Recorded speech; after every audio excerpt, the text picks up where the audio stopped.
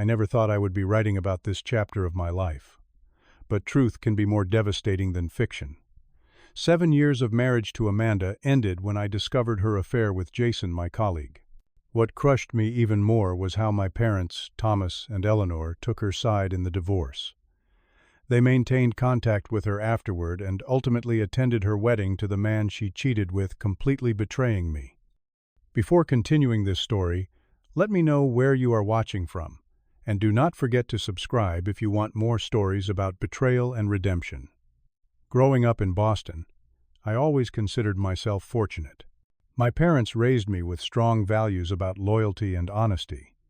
I excelled in school, particularly with computers, which led me to pursue software development.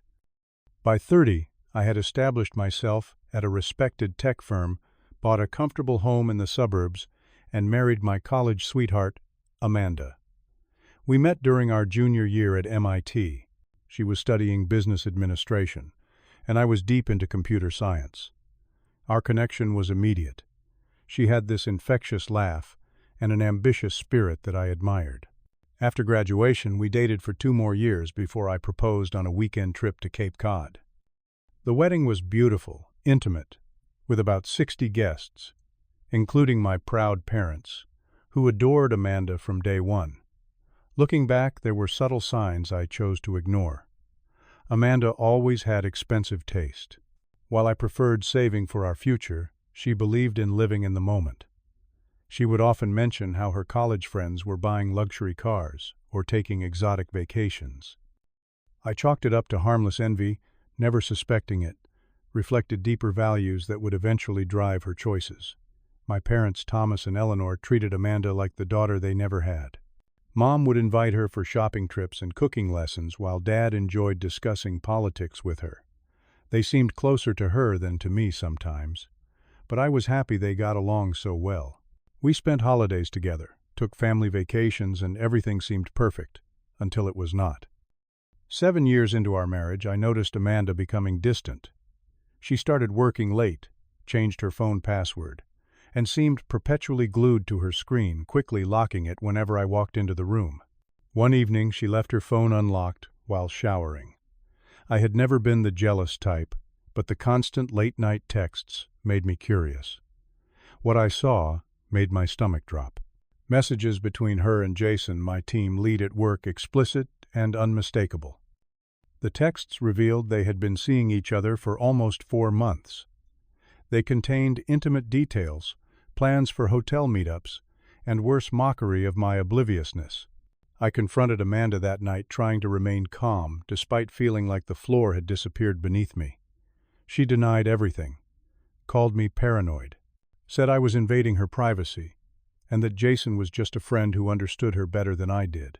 According to her, I was the problem. I worked too much. I did not appreciate her.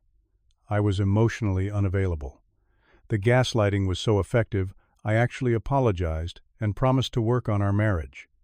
For weeks afterward, I tried harder. Came home early, planned date nights, listened more attentively. But her behavior only grew more suspicious. She would leave our bed in the middle of the night to make phone calls from the bathroom. There were unexplained charges on our credit card from hotels downtown, just blocks from my office. When confronted again, she claimed they were business meetings, spa days, with friends, or shopping trips. I did something I never thought I would do. I hired a private investigator. Within 2 weeks, he delivered a folder containing dozens of photos. Amanda and Jason entering hotels, holding hands in a restaurant across town, kissing in his car. The images were time-stamped, undeniable proof of her deception. Our final confrontation happened on a rainy Tuesday evening. I laid the photos on our dining table without saying a word. She stared at them, then at me, before finally dropping the act. "You were never going to be enough for me," Amanda said coldly. "Jason has ambition. He is going places. You are content being a code monkey forever." Her words cut deeper than the affair itself. After 7 years together, this was what she really thought of me. She admitted the affair had been going on for 6 months, not 4. She blamed me for pushing her into another man's arms through my emotional neglect and workaholic tendencies. According to her narrative, I was the villain, not her. I filed for divorce the next morning. Within a week, she had moved out to live with Jason. I thought the worst was over. I was wrong. Initially, my parents were sympathetic. Mom brought casseroles and checked on me daily. Dad helped me organize the divorce paperwork and recommended his attorney friend. But something shifted when Amanda reached out to them directly. She visited them without my knowledge, telling her version of events, painting herself as the neglected wife who had made a mistake but only after years of emotional abandonment. She cried to them about how she still loved the family and did not want to lose them too. And they believed her. 2 weeks after Amanda moved out, I stopped by my parents' house unannounced and found her car in the driveway. Inside, the three of them were having lunch, laughing like old times. I stood frozen in the doorway, unable to process this betrayal. "Son, we were going to tell you," Dad said awkwardly. Amanda reached out, and we thought it would be good to hear her side. Her side? She cheated on me with my coworker. What other side is there? Marriage is complicated, Mom offered. These things are never black and white. That night, Dad called to explain their position. Amanda has been part of this family for almost a decade. We cannot just cut her off because your marriage did not work out. Did not work out. She had an affair. Dad, maybe if you had paid more attention to her needs, instead of those computers, things might have been different, he replied, shocking me to my core. The argument escalated when he uttered the words, "I will never forget. Amanda was the best thing to happen to this family. We are not going to abandon her just because you two could not make it work." As if the collapse of my marriage was not enough, I was now losing my parents too. Friends began taking sides as well. Some who I thought would stand by me chose to believe Amanda's narrative about my coldness and neglect. My social circle shrank dramatically. Colleagues at work whispered behind my back, many aware of Jason and Amanda's relationship but saying nothing. I withdrew from nearly everyone. My work performance suffered. I began seeing a therapist who diagnosed me with depression and anxiety. Sleepless nights became my new normal. The double betrayal of spouse and parents left me questioning everything I thought I knew about relationships and family. Only a handful of friends remained loyal. My college roommate Brian flew in from Chicago to stay with me for a week. My neighbor Kate checked on me daily sometimes, just sitting quietly with me when I could not bear to talk. They became my lifeline during those darkest months. 6 months after our divorce was finalized, I heard through mutual friends that Amanda and Jason were engaged. The news hit me like a physical blow, not because I wanted her back, but because of how quickly she had moved on. How disposable our 7 years together had been to her. I had started dating again tentatively. At a coding conference in Denver, I met Sarah, a UX designer whose genuine warmth and honesty were refreshing after everything I had been through. We started talking regularly, and her patience with my emotional baggage gave me hope that maybe I could trust again someday. Then came the news that blindsided me completely. During our monthly phone call, which had become increasingly tense, Mom casually mentioned they had received an invitation to Amanda and Jason's wedding. "You cannot be serious," I said, gripping the phone so tightly my knuckles turned white. "We have known her for years," Lester Mom replied defensively. "It would be rude not to at least acknowledge their invitation." "Acknowledge? You are talking about attending." "We have not decided yet," Dad interjected, having picked up the other line.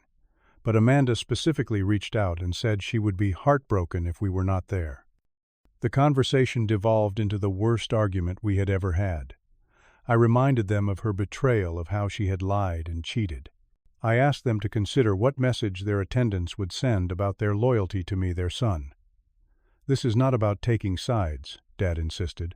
"Adults can be mature about these situations." "She is like family to us," Mom added. "We cannot just pretend she does not exist because your marriage ended." "She is not family," I shouted. "I am your family. Your flesh and blood. And if you go to that wedding, do not expect me to be part of your lives afterward." I meant every word, but I never thought they would actually choose her over me. 3 weeks later, scrolling through social media, I saw photos that stopped my heart. My parents at Amanda and Jason's wedding, dressed in their Sunday best. They were seated in the front row on the bride's side. Dad was smiling broadly, Mom dabbing tears of joy. There was even a video of my father giving a toast, wishing the newlyweds a long and happy life together. I collapsed onto my kitchen floor phone, clutched to my chest, sobbing uncontrollably. At 35 years old, I felt orphaned. Sarah came over immediately when I called, holding me, as I showed her the photos, speechless at the depth of their betrayal. How could they do this? I kept asking. How could they celebrate the relationship that destroyed their son's marriage? There was no answer that could make sense of it, no explanation that could justify their choice. That night I made the hardest decision of my life. I would cut all ties with my parents. Their betrayal was too complete, too devastating to forgive. I blocked their numbers, emails, and social media accounts. When they showed up at my house, I refused to open the door. Through the window, I heard Dad's justifications. "You need to move on, son. Holding on to anger is not healthy." Their inability to acknowledge the pain they had caused only confirmed I had made the right choice. They sent letters. I returned unopened. They contacted friends trying to reach me. Eventually, they stopped trying. A month later, I accepted a job offer in Seattle. The fresh start 3,000 miles away felt necessary for my survival. Sarah, who had become my rock during this time, decided to apply for positions there as well. 4 months later, she joined me, and we found an apartment together in Queen Anne. Seattle became my healing ground. I joined local tech meetups, made new friends who knew nothing of my past, and slowly began to rebuild my sense of self. Sarah's unwavering support helped me trust again, showing me what real loyalty looked like. Occasionally, news of my parents would reach me through extended family. They had apparently become very close with Amanda and Jason, regularly having dinner with them, celebrating holidays together. They had effectively replaced me with the woman who had betrayed me and the man she left me for. According to my cousin, they even had a guest room in my old house that my parents used when visiting overnight. With each update, I recommitted to my decision to keep them out of my life. I focused instead on building something new with Sarah, on excelling at my job, on finding joy again in small moments. 2 years passed this way with minimal contact from my family, and I had finally begun to feel whole again. The call came at 11:30 at night. I almost did not answer, not recognizing the number. Something made me pick up anyway. "Lester, son, it is Dad." His voice sounded different, broken, defeated. For a moment, I considered hanging up. 2 years of silence, and now he expected me to listen. "What do you want?" I asked coldly. "They are gone. Amanda and Jason. They took our money and disappeared." I sat up straight, suddenly alert. "What are you talking about?" $150,000. Our retirement savings. They convinced us to invest in their business venture. Some tech startup Jason was launching. Said we would double our investment within a year. The irony was not lost on me. The code monkey I was accused of being could have told them this was likely a scam, but they had chosen to trust the two people who had already proven themselves dishonest. "Eleanor is not doing well." Dad continued, his voice cracking. "The stress of losing everything. Her blood pressure is dangerously high. The doctor is concerned about her heart." Despite everything, hearing about Mom's health affected me. I still cared even if I did not want to. "Why are you telling me this?" I asked. "Because you were right about them. About everything. And we were wrong. So terribly wrong." After hanging up, I sat in the dark for hours, processing this new information. Sarah found me still awake at dawn, staring out the window. "They got scammed by Amanda and Jason," I told her. "Lost their retirement savings." Her expression shifted from surprise to a flash of satisfaction, quickly replaced by concern. "What are you going to do?" It was the question I had been asking myself all night. The next day I began researching similar investment scams online. A pattern quickly emerged. Amanda and Jason had apparently done this before. I found forum posts describing a couple matching their description who had convinced acquaintances to invest in various business ventures that never materialized. They would establish trust, often through personal connections. then disappear once they had secured significant funds. I reached out to mutual friends from Boston. 3 others had been approached about investing, but declined. 2 had given smaller amounts and never saw returns. My parents, it seemed, were the biggest targets because of their emotional investment in Amanda. With each discovery, a file of evidence grew. I was using the same analytical skills that made me successful in software development to track their patterns and predict their next moves. It became almost an obsession, this investigation. Perhaps because focusing on action was easier than confronting my feelings about my parents' situation. Sarah watched my late-night research sessions with growing concern. "What are you hoping to achieve here?" she asked one night. "Revenge, justice, reconciliation. With your parents I do not know," I admitted. "But I cannot just do nothing." She countered. "After how they treated you, you could walk away. Let them face the consequences of choosing Amanda over you." She was right. I could simply let karma run its course. My therapist raised similar questions during our next session. "Sometimes helping others is really about helping ourselves heal," she suggested. "What would bring you peace in this situation, Lester?" The answer came slowly over several restless nights. I did not want reconciliation. Not yet. The wound was still too deep. But I did want justice, not just for my parents, but for anyone these 2 had hurt. And perhaps in pursuing that justice, I could reclaim some of the power I had lost when my world collapsed.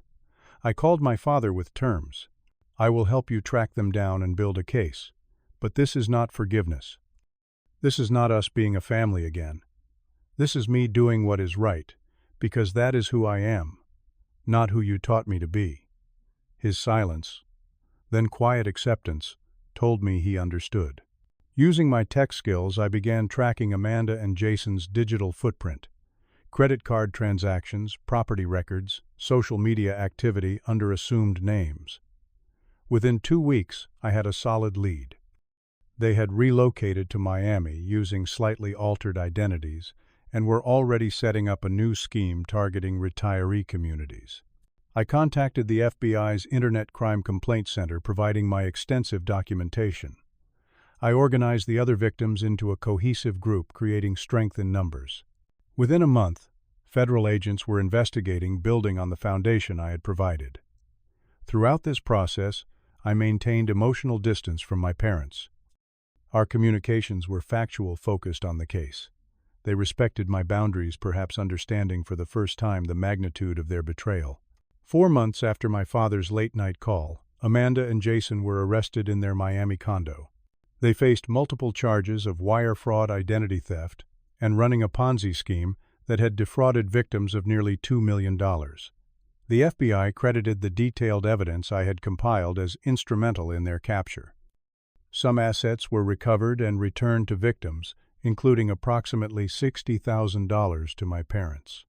Not everything, but enough to help them avoid complete financial ruin. I declined to attend any court hearings despite being key to the case. I gave my testimony via deposition. My name appeared in several news articles about the investigation, vindicating me against earlier narratives about our divorce. Former friends who had believed Amanda's lies reached out with apologies. I accepted them graciously, but maintained my distance. The aftermath brought unexpected healing. While Amanda and Jason awaited trial, I focused on rebuilding my own life. Sarah and I got engaged on a hiking trip to Mount Rainier, her unwavering support throughout this ordeal confirming she was someone I could trust completely. My parents made repeated attempts at reconciliation, sending heartfelt letters acknowledging their betrayal and expressing profound regret. After 6 months of their consistent efforts, I agreed to a video call. Seeing their aged faces, the toll of stress evident stirred complicated emotions. "We chose wrong," Mom said simply. "We failed you as parents. I do not expect forgiveness, but I want you to know not a day goes by that I do not regret the pain we caused you." I allowed limited, structured contact after that. Monthly calls. Occasional emails. It was not the relationship we once had, but it was something. A careful rebuilding on my terms. The skills I developed while investigating Amanda and Jason led to a career shift. I now consult with financial institutions on fraud detection, using my programming expertise to create algorithms that identify potential scams. The work is fulfilling a positive outcome from a painful experience. Sarah and I started a support group for victims of relationship fraud. Twice monthly, people gather in our community center to share stories of betrayal and recovery. In helping others, I found additional healing for myself. Through everything, I learned that trust once broken is never quite the same when rebuilt. But that does not mean trust becomes impossible. Rather, it becomes more discerning, more valued. I learned that family can be chosen, not just born into. That sometimes the people who should love us most fail us, while strangers become our strongest allies. Most importantly, I learned that my worth is not determined by those who betrayed me, but by how I chose to move forward despite that betrayal. By helping bring Amanda and Jason to justice, I did not erase the pain they caused, but I did find closure. And in that closure, I found strength I never knew I possessed. Life rarely gives us the perfect resolution we imagine. My relationship with my parents remains complicated. The scars of betrayal do not disappear entirely, but I have created a life rich with authentic connections, meaningful work, and hard-earned wisdom. What would you have done in my situation? Would you have helped your parents after such a betrayal, or walked away? Leave your thoughts in the comments below. If this story resonated with you, please hit the like button and subscribe to hear more journeys of overcoming betrayal and finding strength. Share this with someone who might be struggling with family betrayal and needs to know they are not alone. Thank you for listening to my story, and remember, sometimes the hardest chapters of our lives lead to the most important growth.